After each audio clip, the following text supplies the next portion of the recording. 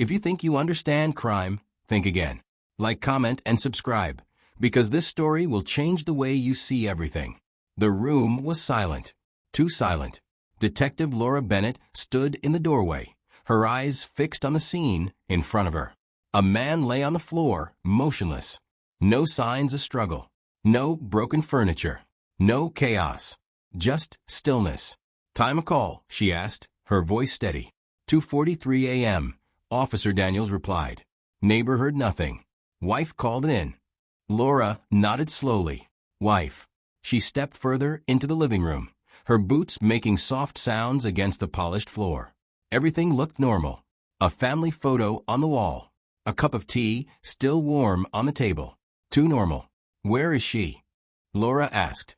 "In the kitchen," Daniel said. Laura turned. And there she was. Emily Carter, sitting quietly at the table. Hands folded. Eyes calm. No tears. No panic. No shock. Just waiting. Laura approached carefully. "Emily," she said gently. "I'm Detective Bennett. Can you tell me what happened?" Emily looked up. Her voice was soft, controlled. "He collapsed." Laura studied her face. No trembling. No hesitation. "Collapsed." Laura repeated. Emily nodded. "Yes." Laura paused. "Did you call for help?" Another pause. Then, "No." That answer hung in the air. "Why not?" Laura asked. Emily blinked slowly. "I knew it was too late."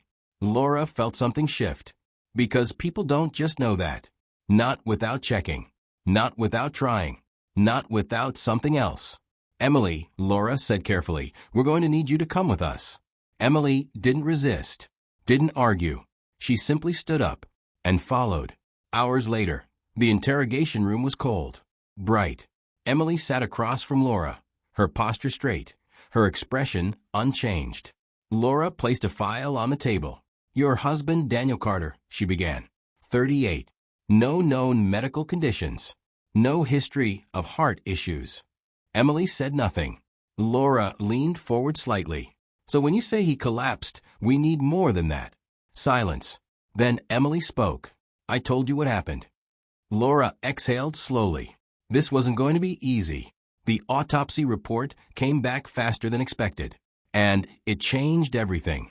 Laura stood in the lab, reading the results again. No trauma, the medical examiner said. No signs of struggle. Laura frowned. Cause of death. The examiner hesitated, then spoke. Poison. Laura's grip tightened on the report. Poison, she repeated. The examiner nodded. A controlled substance. Not something you find easily. Laura's mind raced. Because now, this wasn't an accident. This was planned. Back in the interrogation room, Laura placed the report in front of Emily. "We found something," she said. Emily looked at the paper, but her expression didn't change. "Your husband didn't collapse," Laura continued. "He was poisoned." Silence. Laura watched closely, waiting for shock, for denial, for anything. But Emily just sat there, calm, almost relieved. "Do you want to explain that?" Laura asked. Emily's lips parted slightly. Then she said something that made Laura pause. "I was wondering when you'd find out." The room went still. Laura leaned in. "Find out what?" Emily looked up, and for the first time, there was emotion in her eyes. Not fear, not guilt, something else. "They always do," she said softly. Laura frowned. "Who always does?" Emily didn't answer. Instead, she looked down at her hands and smiled. A small, almost invisible smile. That didn't belong in that room.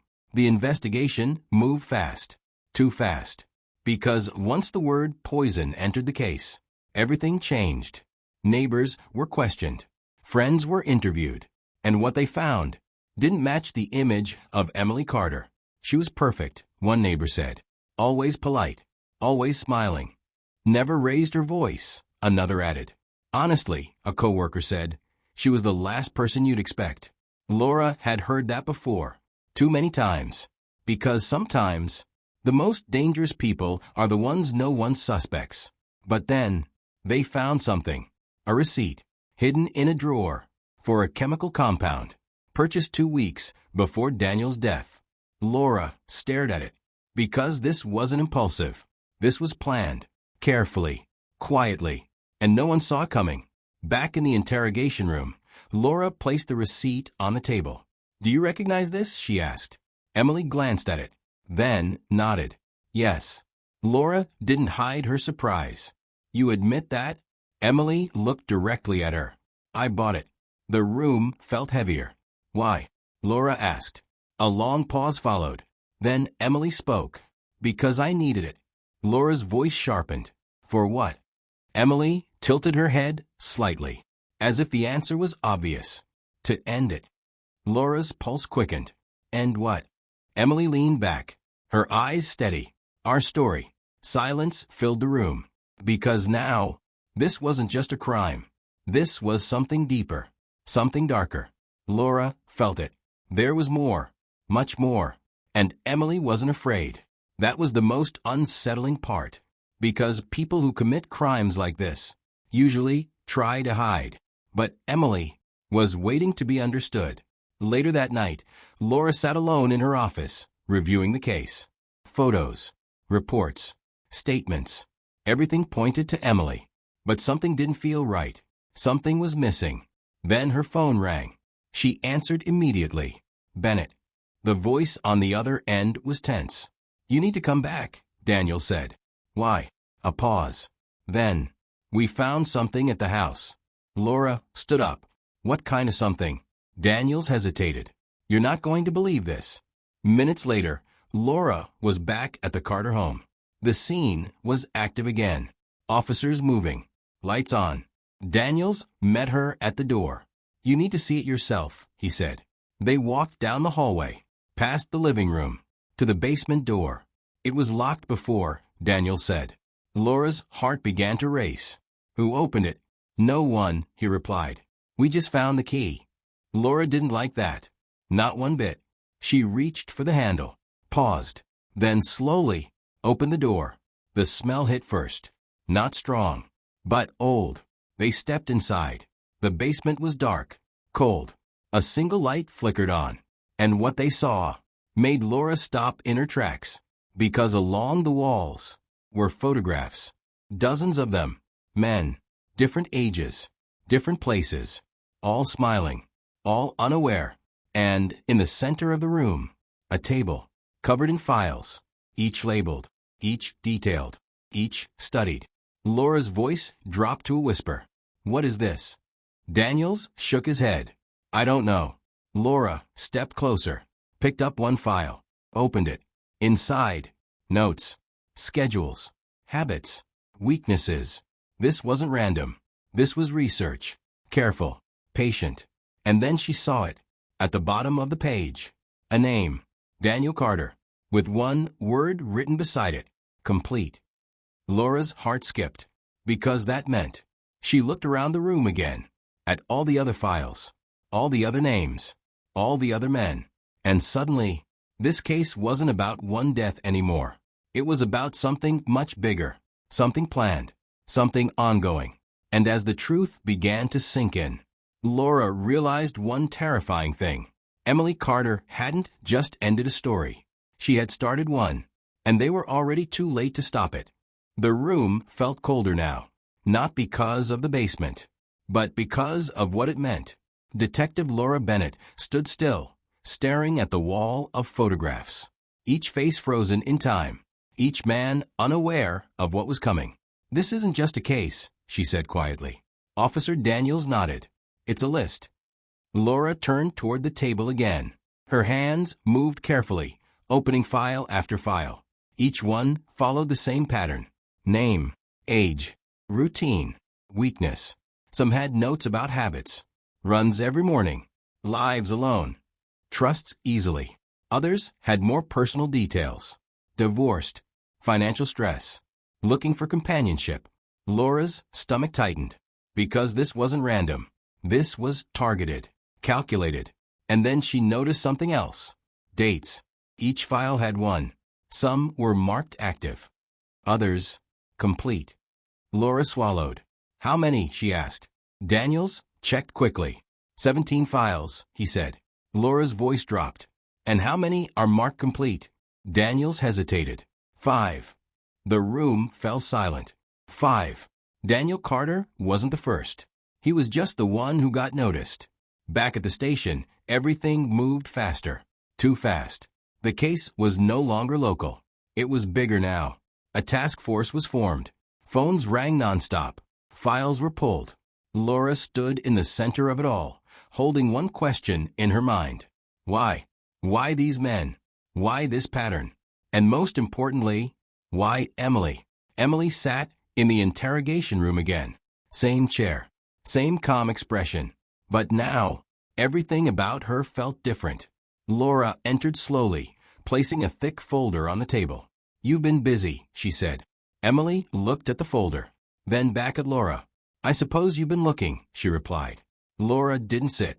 17 files, she said. 5 marked complete. A pause. "Do you want to explain that?" Emily tilted her head slightly, as if considering the question. "They're not what you think," she said. Laura let out a short breath. "Then tell me what they are." Emily leaned forward just a little. "Stories," she said softly. Laura's jaw tightened. "Stories don't end with poison." Emily's eyes held hers. "No," she said. "But some stories need endings." The words hung in the air. Laura stepped closer. "You chose them," she said. "You studied them. You planned this." Emily didn't deny it. "I observed them," she corrected. "Why?" Laura demanded. This time, Emily paused longer. Her fingers tapped lightly on the table. Then she spoke. "Because no one else was looking." Laura frowned. "At what?" Emily's gaze didn't waver. "At the truth." Silence. Because that answer didn't answer anything. The investigation expanded quickly. The 5 completed names were identified. Each one matched a missing persons case. Different cities. Different times. No connection. Until now. Laura studied the reports late into the night. All men. All in their 30s or 40s. All with clean public records. But as she dug deeper, small details began to surface. One had been accused of fraud, but never charged. Another had a history of emotional abuse. Another had complaints filed against him that went nowhere. Nothing that made them criminals. But nothing that made them innocent either. Laura leaned back in her chair. "This isn't random," she whispered. Daniels looked up. "What do you mean?" Laura pointed to the files. "She didn't just pick victims," she said. "She chose people she believed deserved something." Daniels frowned. "Deserved what?" Laura didn't answer. Because she wasn't sure. The media caught wind of the case. Headlines spread fast. "Mystery woman linked to multiple deaths." "Hidden files reveal secret targets." Public reaction was immediate. Divided. Some called Emily a monster. Others saw something else. Online forums filled with debates. "She's dangerous." "No, she's exposing something." Laura watched it all unfold with growing frustration. Because this wasn't a debate. This was a case. And people were already turning it into something else. Back in the interrogation room, Laura tried again. "Tell me about the others," she said. Emily looked down briefly, then back up. "They're not just names," she said. Laura's patience thinned. "Then what are they?" Emily's voice softened. "Patterns." Laura leaned in. "What kind of patterns?" Emily held her gaze. "The kind people ignore." Silence. Laura pressed harder. "You poisoned your husband," she said. "You planned it. You tracked him. You ended his life." Emily didn't flinch. "Yes," she said. The directness of it hit hard. "Why him?" Laura asked. This time, Emily hesitated. For the first time, there was a crack. A small one. But it was there. "Because he was the beginning," she said quietly.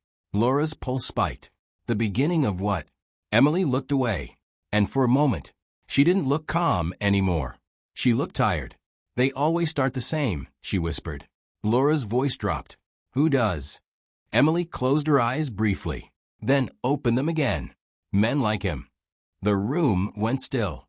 Because now, the story was shifting. From crime to motive. From action to belief. And that made everything more dangerous. Later that night, Laura received a call. Another one. But this time, it wasn't about the past. It was about the present. "We have a problem," Daniel said. Laura stood up immediately. "What happened?" A pause. Then, "One of the names from the basement." Laura's heart dropped. "What about him?" Daniel's voice was tight. "He's missing." Everything froze. "Since when?" Laura asked. "Since tonight." Laura grabbed her coat. "Where are you?" "At his apartment," Daniels replied. "Get here now." Minutes later, Laura arrived. Police lights flashed against the building. The air felt tense. Too familiar. She rushed inside. Daniels met her at the door. "Name?" she asked. "Mark Ellison," he said. Laura's mind raced. She remembered the file. Mid-30s. Office job. Routine life. Marked active. Which meant they were too late. Inside the apartment, everything looked normal. Too normal. Just like before. A glass of water on the table. Shoes by the door. No signs of struggle. No noise. No witnesses. Laura's chest tightened. "This is happening again," she said. Daniels nodded. "But Emily's in custody." Laura turned slowly. "That's the problem. Because if Emily was locked up, then who was continuing the pattern?" Laura moved through the apartment carefully. Every detail mattered now. Every shadow. Every object. Then she saw it. On the wall. A small piece of paper. Barely noticeable. She stepped closer, heart pounding, and read the words written on it. 3 simple words. "Still watching you." Laura's breath caught. Because in that moment, everything changed. This wasn't over. It had never been. And somewhere, someone else was following the same list. The same pattern. The same story. And this time, they were one step ahead. The message wouldn't leave her mind. "Still watching you." Detective Laura Bennett stood in Mark Ellison's apartment, staring at the note taped to the wall. 3 words. Simple. Calm. But they carried something far more dangerous than fear. Control. Because whoever wrote that message knew exactly what they were doing. Daniels stepped closer. "This doesn't make sense," he said. "Emily is locked up. No contact. No access." Laura didn't answer. Her eyes were scanning the room again. Everything looked normal. Just like Daniel Carter's house. Just like the others. No forced entry. No struggle. No noise.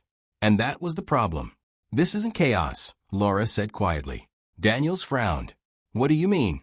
Laura turned to him. "It's controlled," she said. "Planned." Repeated. Her voice dropped. Someone learned from her. Silence. Because that idea was worse than anything else. Back at the station, the pressure was building. The case was everywhere now. News channels, online discussions, public debates. And one question kept coming up. Was Emily Carter acting alone? Laura sat in the briefing room, staring at the board. 17 names. 5 completed. 1 missing. And now, a message. "Still watching you." She circled it slowly. Because that message wasn't for Mark. It was for them. Laura walked into the interrogation room again. Emily sat in the same position. Calm. Still. As if she had been waiting.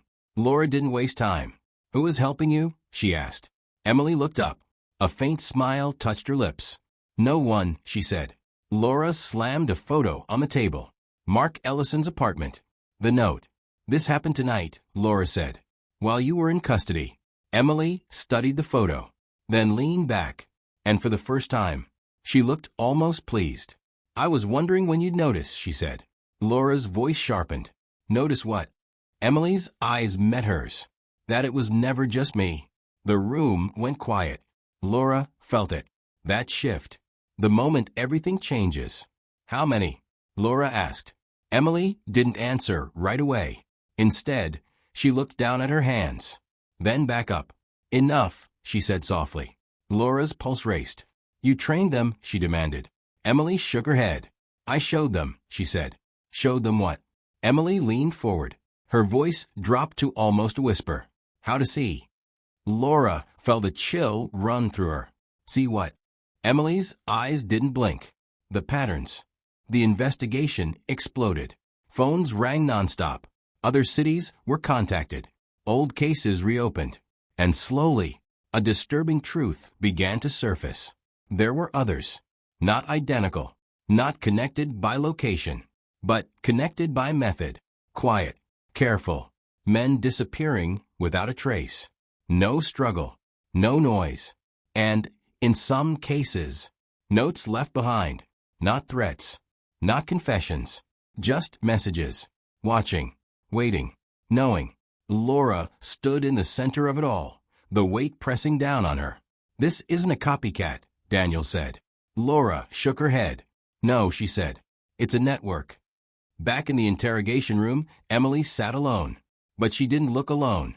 Because now, they understood something they hadn't before. Emily wasn't just a suspect. She was the beginning. Laura returned one last time. She sat down slowly, across from Emily. "Why?" she asked. No anger. No pressure. Just the truth. Emily studied her for a moment, then spoke. "Because no one listens," she said. Laura didn't interrupt. "People see what they want to see," Emily continued. "They ignore the signs, the patterns, the warnings." Her voice remained calm. "So I made them look." Laura's jaw tightened. "By killing people?" Emily's expression didn't change. "By ending stories that would have continued," she said. Laura shook her head. "That's not justice." Emily tilted her head slightly. "No," she agreed. "It's something else." Silence filled the room. Because whatever that something else was, it had already spread. Weeks passed. The investigation continued. More names surfaced. More connections uncovered. But no arrests. No clear answers. Just patterns. Always patterns. Laura stood alone in her office late one night. The board in front of her had grown. More photos. More lines. More questions.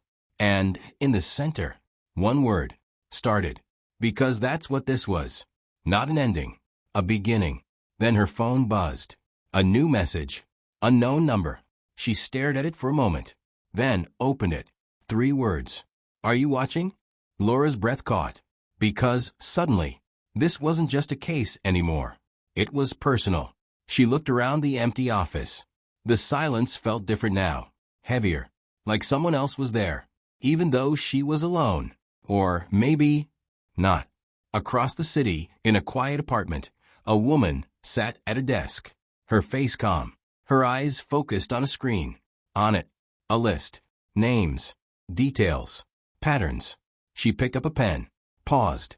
Then slowly marked one name. Active. A small smile appeared on her face. Not cruel. Not angry. Just certain. Because somewhere, someone had learned. And the story was still being written.